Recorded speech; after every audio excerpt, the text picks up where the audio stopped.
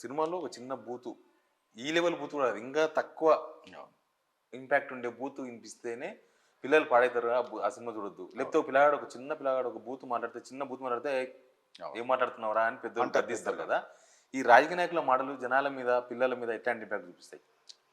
ఇప్పుడు ఇందాకనే అన్నట్టు, ఇప్పుడు ఊర్లలో ఎక్కడైనా మాట్లాడితే మీరు చెప్పిండ్రు కదా, తాతలు తండ్రులు ఎవరన్నా ఉంటే మాట్లాడొద్దు, అది తప్పు అని చెప్పే ఒక స్థితి ఉండేది ఊర్లలో, పెద్దవాళ్ళు చెప్పేవాళ్ళు. రెండవది, సినిమాల్లో బూతు ఉపయోగిస్తే, సినిమాల్లో బూతు అర్థం వచ్చేటటువంటి పాటను ఏదైనా ఉపయోగిస్తే అక్కడ సెన్సార్ బోర్డు ఉంటుంది, సెన్సార్ కట్ అనేవాళ్ళు.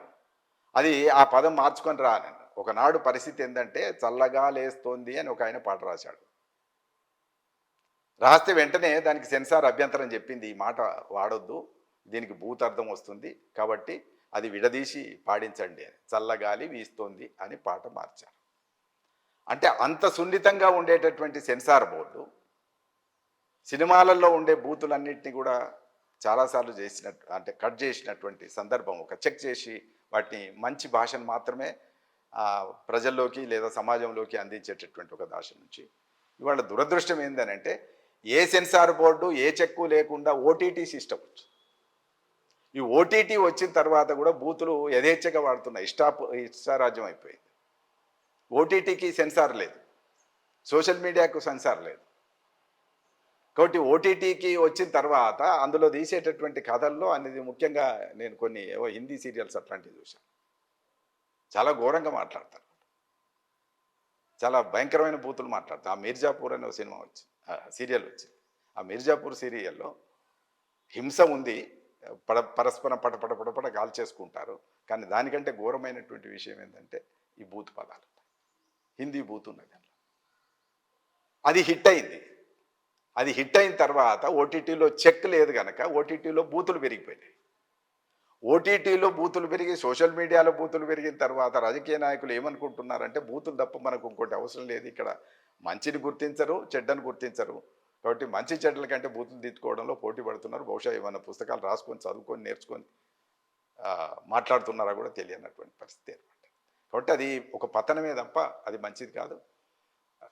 ఇక్కడ ప్రత్యేకంగా సినిమా ఫీల్డ్కు ఉన్నట్టు ఒక సెన్సార్ బోర్డు లేకపోవచ్చు, కానీ రాజకీయ నాయకులు సెన్సార్ చేయడానికి రాజ్యాంగం ఉంది. రాజ్యాంగంలో ఇలాంటి భాష వాడడం అనేది తప్పు.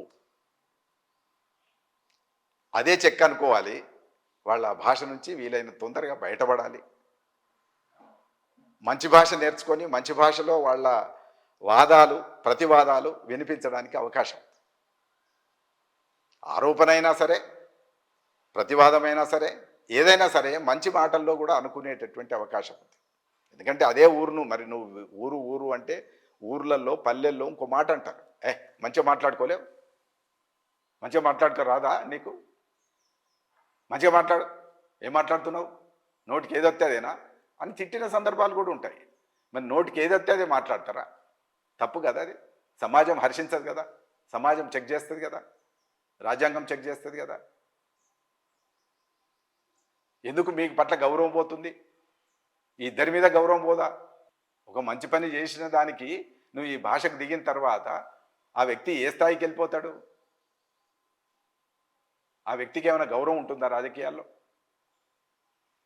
అందుకని నాకు తెలిసినంత వరకు, నాకు అర్థమైన కాడికి, నేను రాజకీయాల నుంచి 50 సంవత్సరాలుగా నేను రాజకీయాలు చూస్తున్నా, కొంచెం రాజకీయ జీవితంతో సన్నిహితంగా కూడా ఉన్నాయి. నా సెకండ్ ఇంట్రెస్ట్ రాజకీయమే, నా ఫస్ట్ ఇంట్రెస్ట్ లిటరేచర్ అయితే సెకండ్ ఇంట్రెస్ట్ రాజకీయాలే. కానీ ఆ రాజకీయ నాయకుల్లో గతంలో ఎన్నడూ లేనంత దౌర్భాగ్యం ఇవాళ వాళ్ళను వెంటాడుతుంది, వాళ్ళని ఆవహించింది. వాళ్ళకి నా సూచన ఏంటిదంటే, వీలైన తొందరగా దాంట్లో బయటపడి మీ గౌరవం పెంచుకోండి, అంతే తప్ప మీ గౌరవం పెంచుకోకపోతే ఇద్దరిని ఒకే ఘాటన కడతారు. అట్లని మీరు చేసిన మంచి పనులన్నీ కూడా బూతుల కింద అవి కనబడకుండా పోతాయి, ఎవడు లెక్కించకుండా పోతాయి.